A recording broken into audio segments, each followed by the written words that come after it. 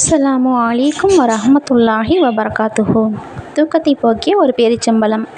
ஒரு தடவை நபி ஸல்லல்லாஹு அலைஹி வஸல்லம் அவங்க நைட்டு ஃபுல்லாக முழிச்சுக்கிட்டே படுக்கையில் புரண்டு புரண்டு படுத்துக்கிட்டே இருந்தாங்க. இதை பார்த்த அவங்க மனைவிகளில் ஒருத்தவங்க, யா ரசூலுல்லாஹ், தங்களுக்கு தூக்கம் வரலையா அப்படின்னு கேட்குறாங்க. இப்போ நபி ஸல்லல்லாஹு அலைஹி வஸல்லம் அவங்க சொல்கிறாங்க, ஒரு பேரிச்சம்பழம் கீழே கிடந்துச்சு, அது வீணாகி விடக்கூடாதுங்கிற எண்ணத்தில் அதை நான் எடுத்து சாப்பிட்டுட்டேன். அது சதக்காவோட பொருளாக இருக்குமோன்னு சந்தேகமாக இருக்குது, அதனால் என்னால் தூங்க முடியலை அப்படின்னு பதில் சொல்கிறாங்க. நபி ஸல்லல்லாஹு அலைஹி வஸல்லம் அவங்க சாப்பிட்ட பேரிச்சம்பழம் அவங்களுக்குரியதாக தான் இருக்கணும், சதக்காவின் பொருள் அவங்கள்ட்ட கொண்டிருந்த காரணத்தினால அவங்களுக்கு இந்த சந்தேகம் ஏற்பட்டுச்சு. அதனால் நைட்டு ஃபுல்லும் தூங்காமல் இருந்திருக்காங்க. இது நமது தலைவர் நபி ஸல்லல்லாஹு அலைஹி வஸல்லம் அவங்களோட நிலை.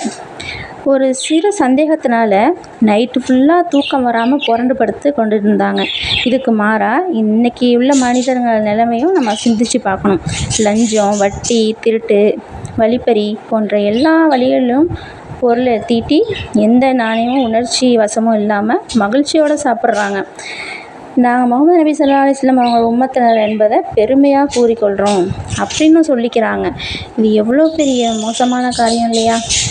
ஒரு பேரிச்சம்பழத்தை சாப்பிட்டுட்டு அந்த சந்தேகத்தினால அவங்களுக்கு தூக்கமே வராமல் இருந்திருக்கு. ஆனால் நம்ம வட்டி வாங்கி சாப்பிட்றோம், அடுத்தவங்க பொருளை அபகரிக்கிறோம், என்னென்ன வேலை நம்ம இந்த உலகத்தில் பார்க்குறோம். அல்லாஹ் ரஹ்மானே, அல்லாஹ் நம்மளோட இந்த பாவத்துலேருந்து நம்மளை அல்லாஹ் காப்பாற்றணும். இன்ஷா அல்லாஹ் நம்ம அதிகம் நம்ம துவா செய்வோம், நம்மளால் முடிஞ்சவங்களுக்கு சதக்கா செய்வோம், தர்மம் செய்வோம். இன்ஷா அல்லாஹ்.